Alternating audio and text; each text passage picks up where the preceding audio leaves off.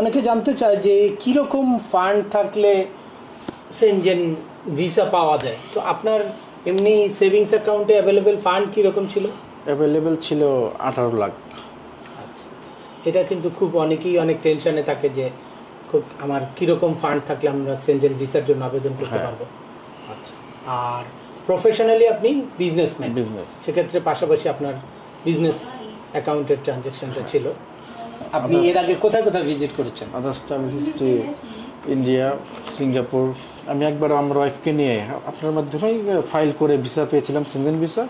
তো নেদারল্যান্ড গিয়েছিলাম, আমার ওয়াইফ অসুস্থ থাকার কারণে আমি একদিন থেকে চলে আসি। তো খুব ইচ্ছা ছিল যে ফাইনালি আবার একবার যাওয়ার, সেজন্য আপনার কাছে আসলাম। তো বাকিটা তো আপনি সব কিছু প্রপার ডকুমেন্ট গাইডলাইন করে দিয়েছেন স্যার। থ্যাংক ইউ, আপনার জন্য আরেকটা ভিসা সাকসেস হলো।